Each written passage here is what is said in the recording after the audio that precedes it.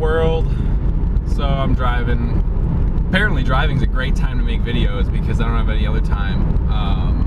But again, still have this GoPro on loan, so I'm gonna make the best of it.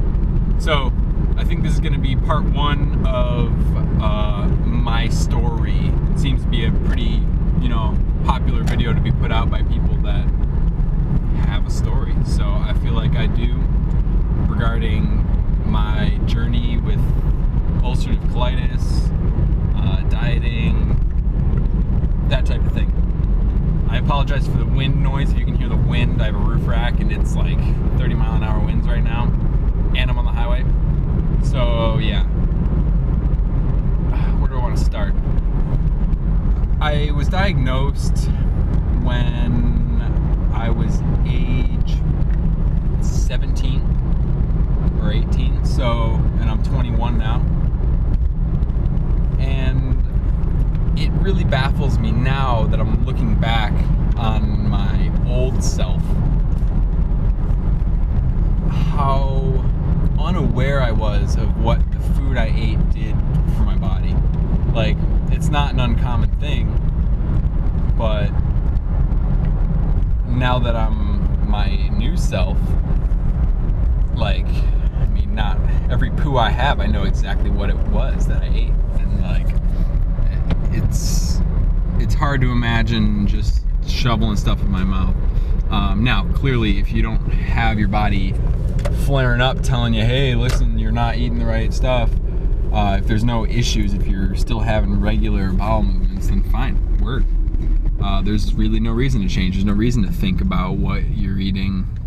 I shouldn't say no reason, but there's not a huge reason, because generally people don't do anything about something until there's a really good reason to. And for some people, yeah, it needs to get pretty bad. So again, I was like senior in high school when I got diagnosed, and it came on so suddenly. I would say within a 5-day span, I went from being what I thought was normal at the time, which we'll get back to, and just horrible amounts of bowel movements a day. Like, I'm talking 17 to 20 bathroom runs. They were very urgent. Like, if I felt the urge, if I even thought about the urge, it would come on. I'd have like 30 seconds to get to a bathroom. Otherwise, yeah, you can just guess what your body's gonna want to do. And it's getting the shit out of its body. Sorry for the language. And so, yeah, it came on really suddenly. And, fine, whatever. This will be part two after that time period. I'm more talking about my old self now. And maybe some of you will be able to relate. Back when I was in 7th grade, I'm not about to figure out what age that was, but 7th grade, this will be, 4 years before my diagnosis, 5 years. I had a little bit of a digestion issue. I thought that it was lactose intolerance. It seemed like every day when I drank milk, about an hour later, it kind of hit me with some force. And it became sort of a problem. My teacher was like, why are you going to the bathroom every single day in my class at the same time? Like, are you doing something else? Come on, I know what you're doing. And I was like, no, yeah, I honestly, for whatever reason, I go to lunch, and then I go to a class, and then I come to your class, and boom, that's just what happens. So then I went to the doctor, and pretty much I just told him, I already thought it was lactose intolerance because of my mom and family and stuff kind of self-diagnosing it. And I went to the doctor, and he was like, okay, yeah, it's probably just lactose intolerance. I wasn't tested for anything. I don't even know if there is a test for that besides eat dairy. But that's pretty much what happened. In 7th grade, I was like, okay, I guess I'm lactose intolerant now. I didn't really know what that meant. I wasn't completely educated. I guess intolerant was a word that I didn't exactly understand, or like, I guess lactose intolerant as a term was more familiar to me than the actual meaning behind it. So it didn't have much weight with me and my willingness to change. So sure enough, I kept eating cereal, I kept eating this, and I was just like, it hit me sometimes, and then other times it'd be totally fine. And again, I was just completely unaware of my body's workings and everything. I was just kind of a backseat driver, knowing that I just gotta feed myself when I feel a certain hunger, So that went on, and it never really progressed. It was, I would say, relatively mild. Like, I would have some urgency sometimes, some definite, really bad gas. It was always pretty gassy. Again, signs I should have been picking up on.